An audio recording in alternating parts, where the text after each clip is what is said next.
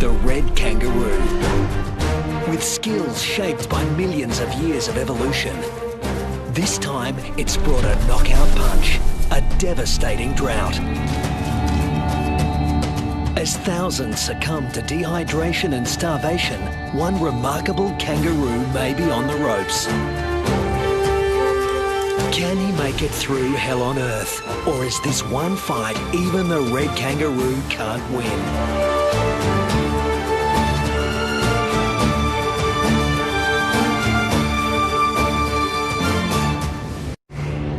Australia, the oldest continent on the planet. Almost 3/4 of it looks like this. At its centre, it gets 5 inches of rain a year.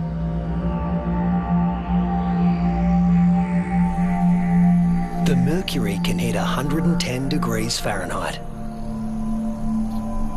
But the hardest part for those who live here is the climate's unpredictable personality. This is a place where there are no true seasons, only moods.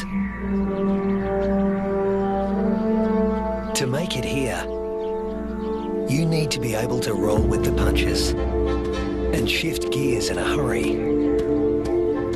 The acknowledged master of that art in the Australian outback is the red kangaroo, the largest marsupial in the world.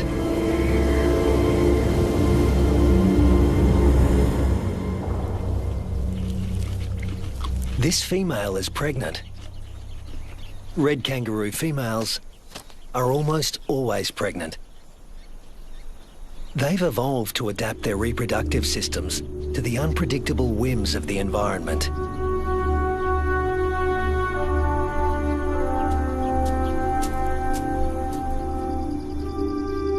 At any given moment, a female can have 3 offspring to care for, each at a different stage of development.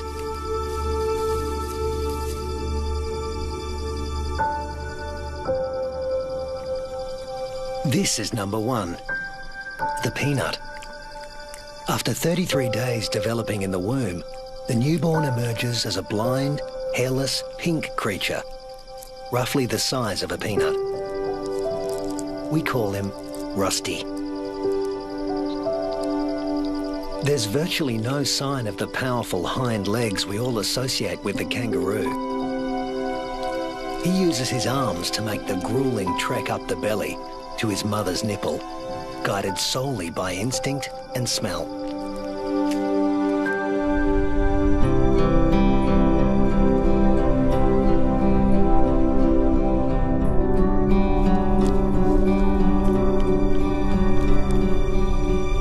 Almost immediately, the female goes into heat again, releasing hormones that stimulate ovulation. Once fertilized, the mother's endocrine system puts the development of this new embryo on hold. That's number 2. Its progress won't be kick-started again until the peanut reduces his suckling. Number 3 is the joey, who's spending some time suckling from outside the pouch and some out on his own in the big wide world.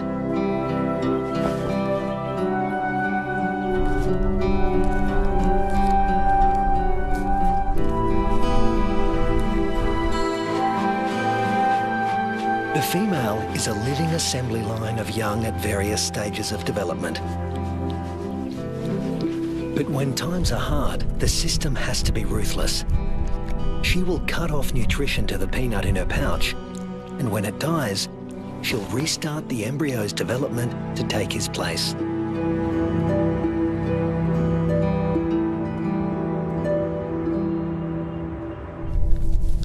Rusty's developing nicely. He's beginning to resemble something like a baby kangaroo.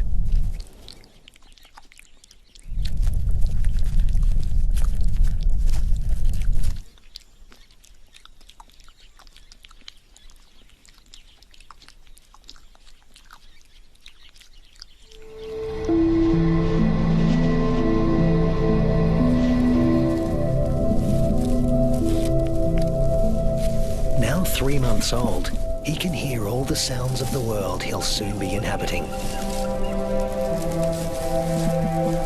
It's all so unfamiliar. It's not surprising he'd prefer to stay in the pouch for just a while longer.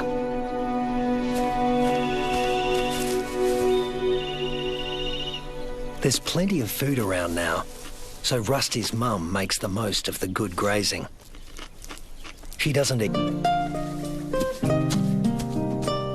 But Rusty's not the only one in the neighbourhood with a serious set of legs. An emu, the biggest native bird in Australia, announces his arrival.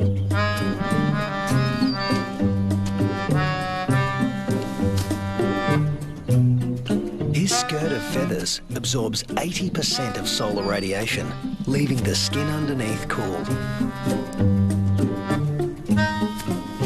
And this dad needs a cool head. In the emu world, dads take on all parental responsibility. The chicks will be under his wing for 18 months. Not exactly the red kangaroo way. Males are pretty much deadbeat dads. They leave as soon as the young are conceived. Rusty also still relies on his mother for food and protection, so he tends to stay close. But apparently he's also got an independent streak. Maybe there's even more fun out there.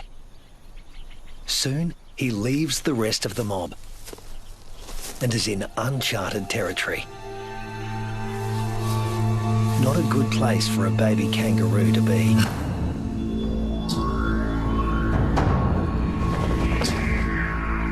A wedge-tailed eagle, the largest bird of prey in Australia. And it likes to take young kangaroos. Mum realises she doesn't know where Rusty is. But the eagle does.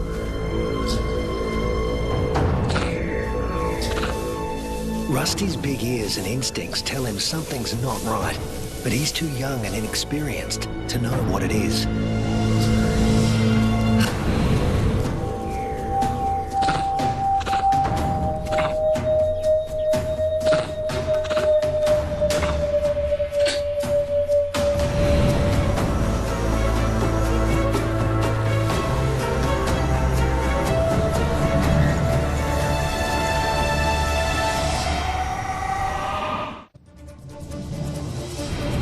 No sooner has Rusty left his mother's side than he's in trouble.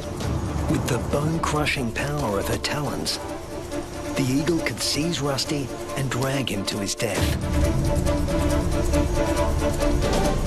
But suddenly, there's a flurry of panicked activity nearby. A rabbit is running for its life.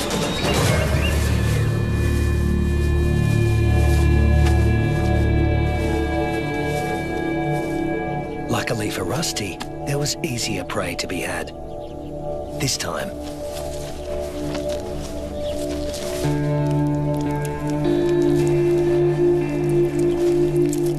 red kangaroos and wedge-tailed eagles share the same territory, and when the eagle has a chick to feed, the hunting never stops.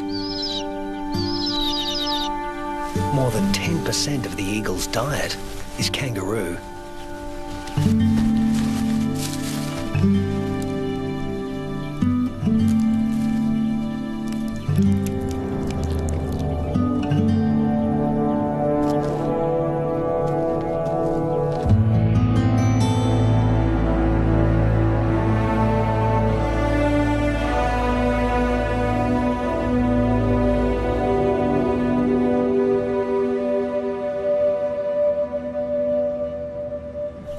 Rusty is now 8 months old and a full-fledged joey, a juvenile that spends all his time outside the pouch. In a few months, he won't have Mum's milk to rely on anymore.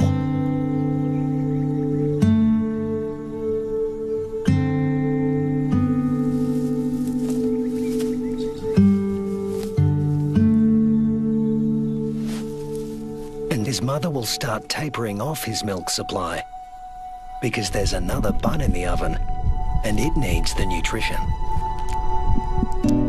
Mum's body now produces two totally different types of milk. A more dilute one for his tiny sister and a richer one for him. Each dispensed from its own nipple.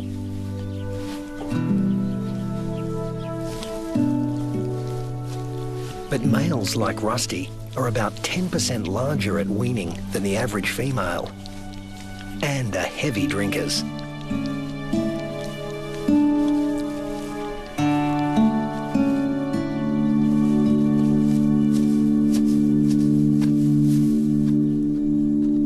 This is the kangaroo version of tough love. Rusty's mother cuts him off completely. Her milk is needed elsewhere. And Rusty is off to explore his wider world.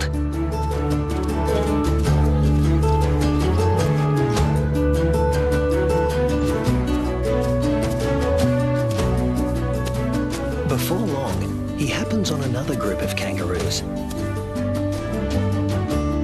These are grey kangaroos, smaller than reds and more suited to areas where the climate is relatively predictable.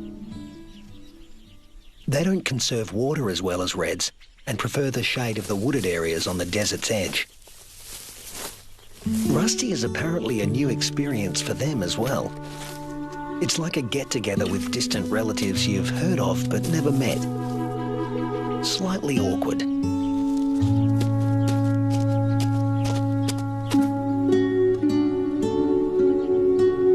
And here comes another branch of the family, wallaroos. Marsupials somewhere between red kangaroos and wallabies in size, who frequent the rocky outcrops looking for shade and water. If you live in a desert, water is a treasure, and its presence is never guaranteed. With no true seasons in this part of Australia, the only certainty is unpredictability. A waterhole is a gift from the heavens for many creatures. Emus, reds and wallaroos all gather to drink. But the relentless sun is turning the mud around the waterhole into clay, laying traps for the unwary. Rusty is not driven by the same intense thirst as his grey cousins. Reds have a kind of super kidney, which concentrates their urine, so they hold on to more water. While the greys have to drink more regularly.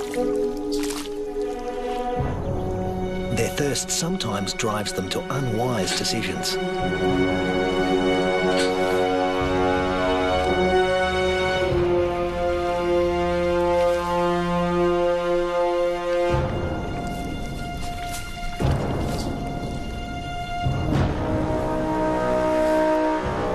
This young grey is in trouble, deep trouble, and he's drawing some unwanted attention. A dingo. Dingoes will gladly take a young kangaroo under any circumstances. A joey stuck in the mud and unable to flee, that's just too good to resist. The other kangaroos can't help him. His fate is sealed. Even at the tender age of 18 months, Rusty has the good sense to get out of Dodge in a hurry. Now he's on the road again, in search of a good meal. He's still an adolescent, and burning through energy at a faster rate than an adult.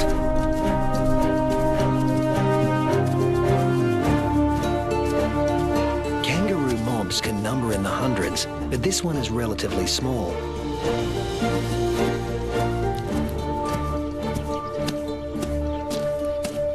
And Rusty's appearance on the scene has caught another male's attention. They're around the same size and the same age, perfect sparring buddies. Game on. But But this isn't a life or death battle.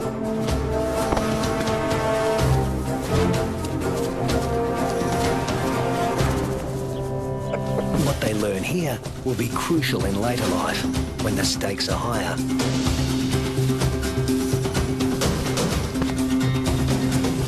Long arms for wrestling win fights, and females want winners.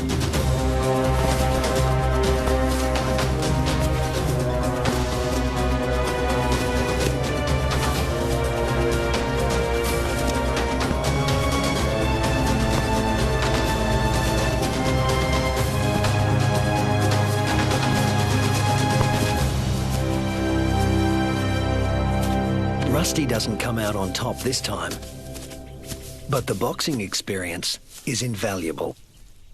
At this age, the learning curve for a kangaroo is steep and full of surprises. A sudden rustle in the dry grass spooks the gang he's hanging out with.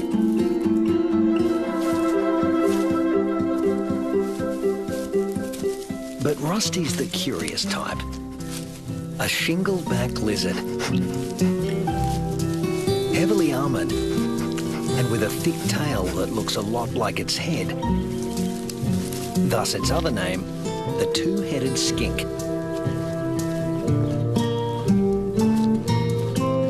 Rusty wants to know what he's supposed to do with this. Make friends? Try to box with it? Eat it? The lizard doesn't seem suitable for any of these activities. And Rusty eventually gives up on the relationship.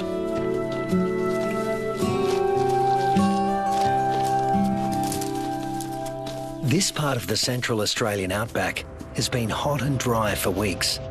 The plants have been picked clean. When food sources dry up like this, red kangaroos are superbly adapted to survive. Still, even they can't live without water. But something is happening 100 miles away.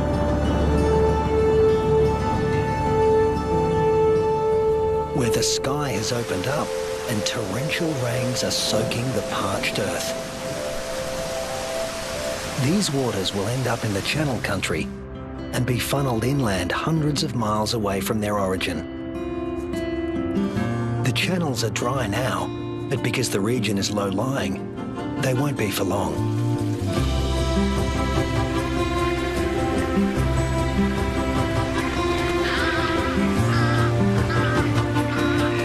And what was once an arid wasteland begins to revive.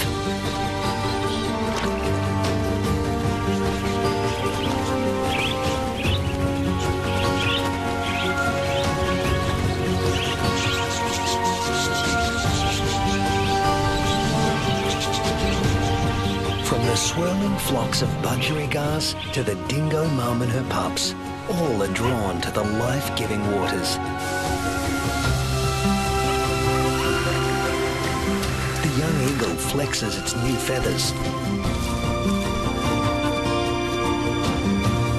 And a young kangaroo celebrates in her own playful way.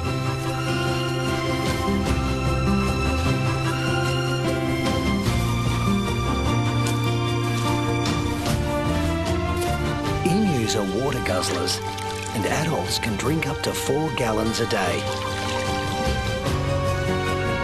Like all emus, the chicks revel in a cooling bath.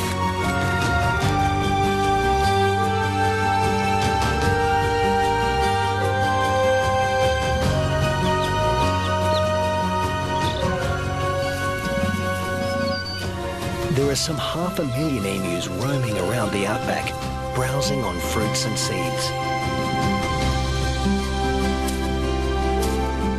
And what's good for the emus is also good for the rest of the ecosystem. As they move through the bush, they scatter the seeds of the flowers and fruit they've eaten along the way, which will sprout and become new plants.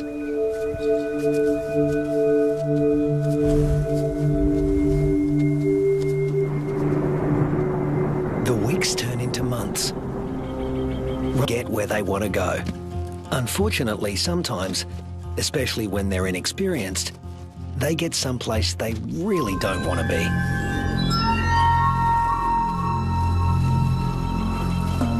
The inland taipan is the most toxic snake on Earth. There's enough venom in one bite to kill 100 full-grown men.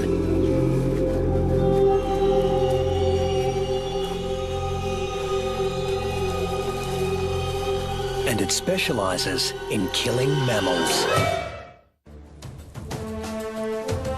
The Australian desert is the kingdom of the reptiles, but kangaroos know too well to leave all snakes alone.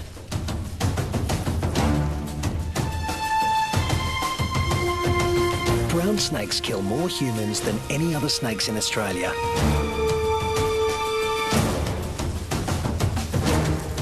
But it's not the biggest reptile in the neighbourhood. This is. The parenti, reaching 8 feet long, venomous and fast on its feet. A large parenti will eat a small kangaroo. But today, it's got its eye on an eastern brown snake.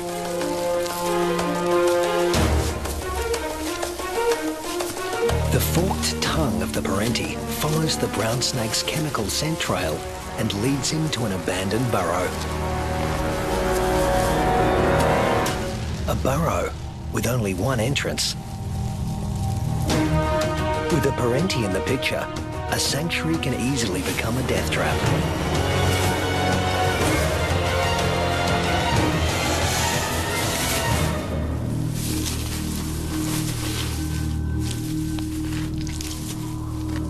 The body of one fearsome reptile disappears into the body of another.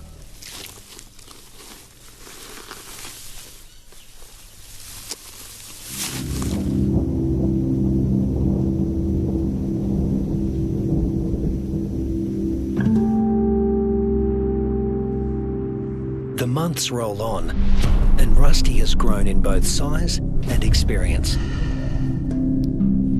He weighs 150 pounds now and has dozens of sparring matches under his belt. Today, he finds himself with a mob he's met before. The one with the tough male who intimidated him last time.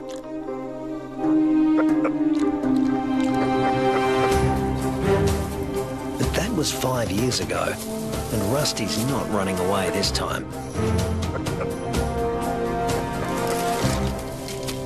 Each tries to attack his rival's head.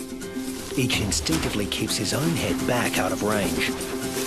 Although highly ritualized, fights between dominant males can mean a future as king or a loner, depending on the outcome. Testicles can be retracted. Don't want those damaged. Rusty, with the darker fur, is putting up a good fight, but the alpha male is more experienced. The females don't care who wins, just so long as he's got good genes. But Rusty is younger than his opponent and in top fighting form.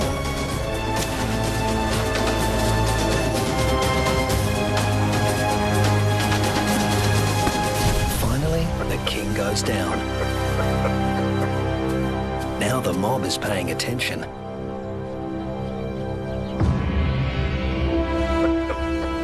Rusty's the top male now, and to the victor go the spoils.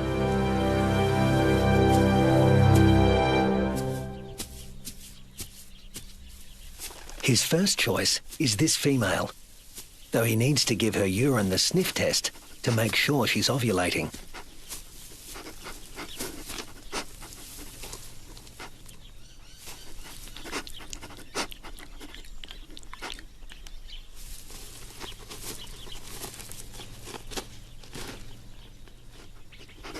She's ready. But Rusty has only a brief window of opportunity. She may only be receptive for a matter of hours. Better get to it. Mating doesn't take long, or wouldn't if there were only one female to consider. But Rusty's got miles to go before he sleeps.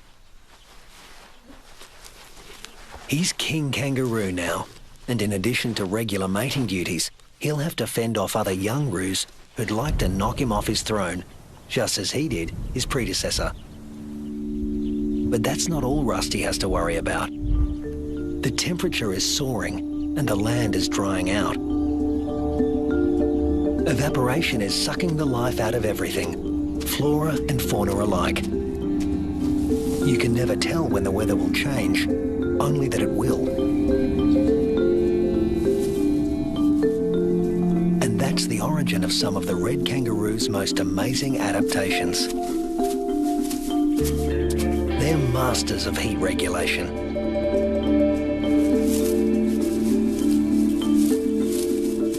The fur on their backs reflects about 30% of incoming heat and keeps their skin cool, the blue parts of this thermal footage.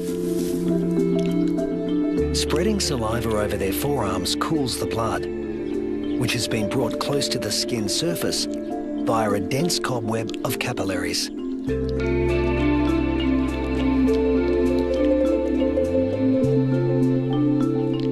With temperatures simmering above 100 degrees for over a week, a third of the males have already become infertile. If these temperatures were to continue for 3 more months, the number would more than double. Reds defend their sperm by licking their scrotums to keep them cool. And in contrast to their battle strategy of retracting the scrotum, males let their testicles hang way down below their overheated trunks, keeping them about 7 degrees cooler than at their cores. The sand, even a few inches down, is cooler than at the surface. Red kangaroos dig until they reach cooler soil, and then,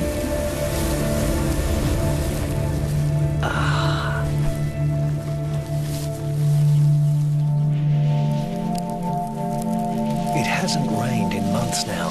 The dry, dead grass offers Rusty no nourishment. But then,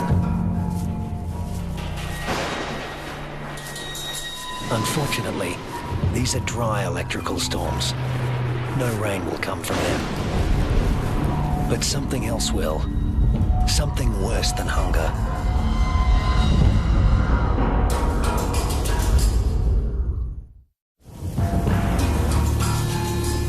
Lightning has ignited the dry grass of the outback. The kangaroos can easily outrun a grass fire. Almost 10% of arid Australia can burn like this in a single year. In a matter of hours, the fire consumes what little forage there is. Rusty has to move on. But there's really nowhere to go. Not this time. Parts of desert Australia are in the grip of a once-in-a-century drought, while heat waves smash temperature records.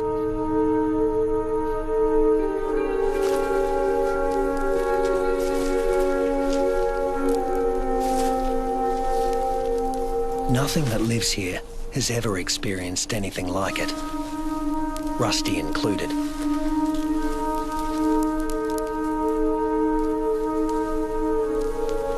Some are suffering from severe malnutrition and dehydration.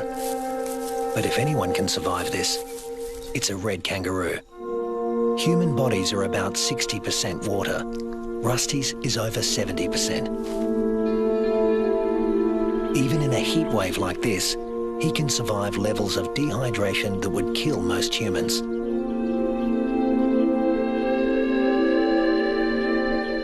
Reds only sweat when they're on the move. At rest, they pant, which uses less water than sweating.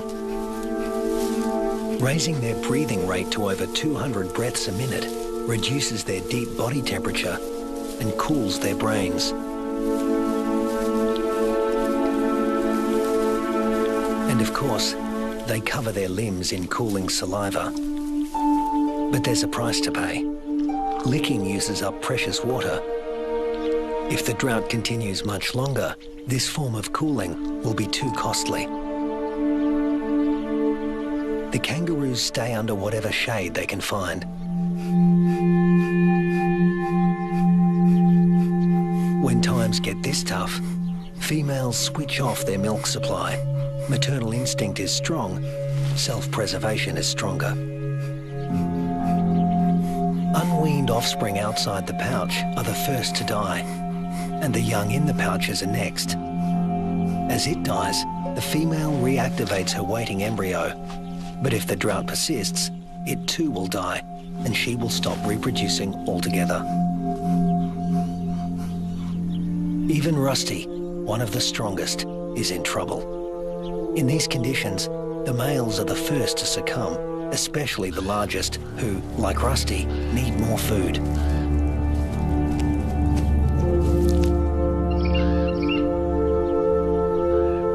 The demise of the red kangaroos is the wedge-tailed eagle's bounty.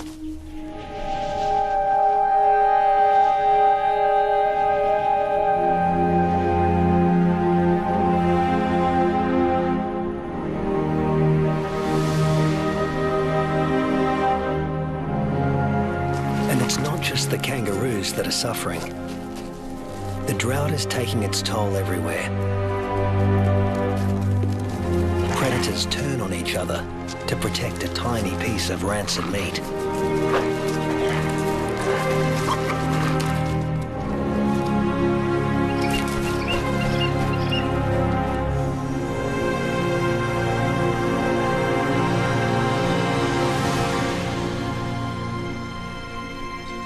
This is the last remaining waterhole.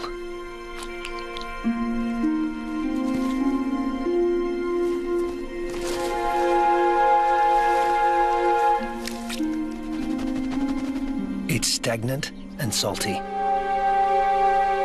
Ordinarily, the animals would never drink this water.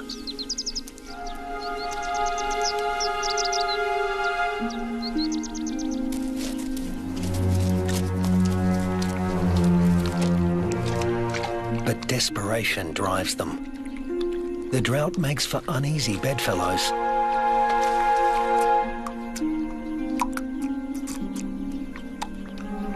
This is a sign of things to come.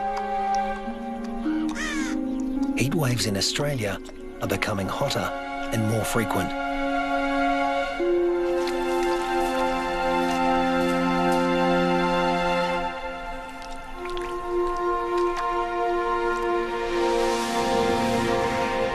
The intense dry heat continues and the casualties mount.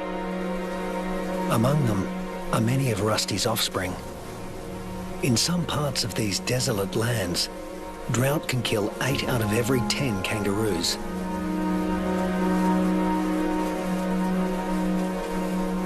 But Australia's desert inhabitants are a resilient bunch.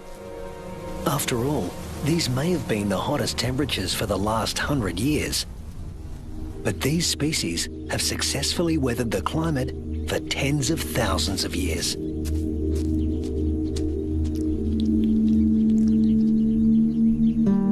And Rusty is still here, conserving his energy and biding his time.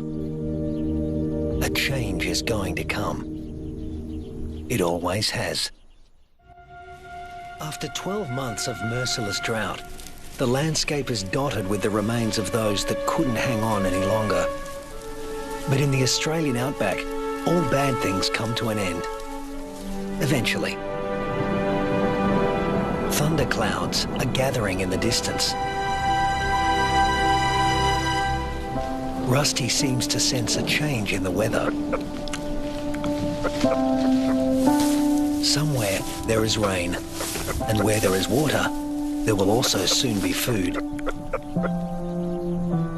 He just has to get there.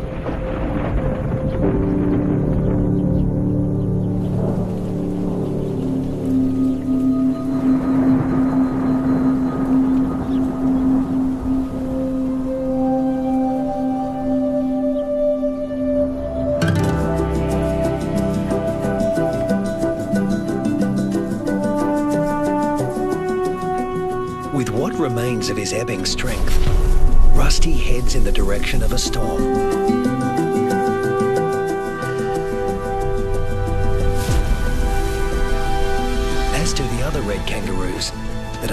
this far.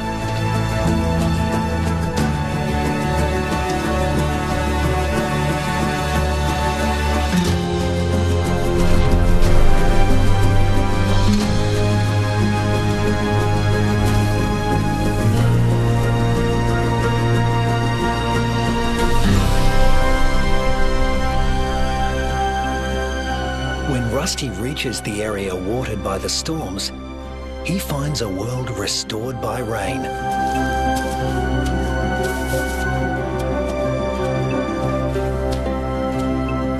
Plenty to eat, plenty to drink. You can almost see the relief and joy in their hopping.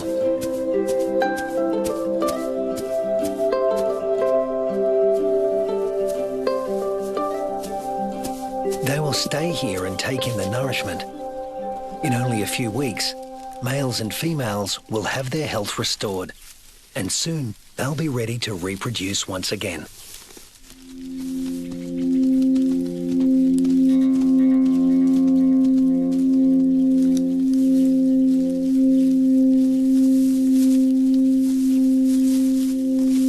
But before that can happen, they have to make it through this. A pack of hungry dingoes.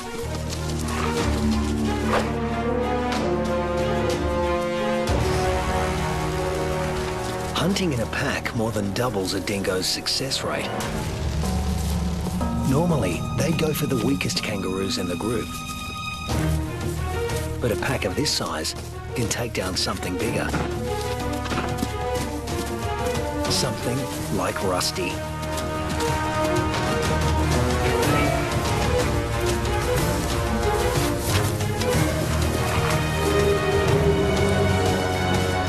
Luckily, his strength is completely restored, and he can travel at full tilt.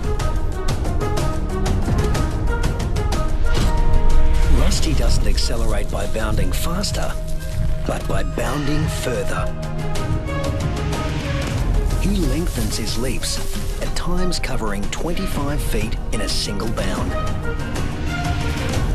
Once he gets past 10 miles an hour, Rusty rockets along with little extra effort, while the dingo's forelegs need to move ever faster. Now hitting 25 miles an hour, Rusty's only using about half of the energy the dogs are putting in. They have no chance of catching him.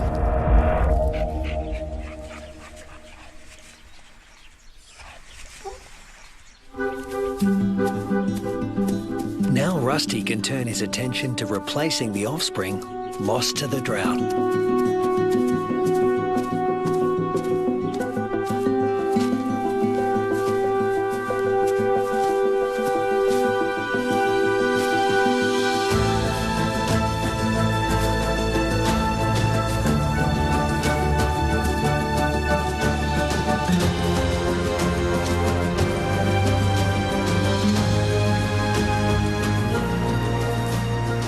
At 200 pounds, powerful, and in the prime of life, there's no question that he's the dominant male of this gang.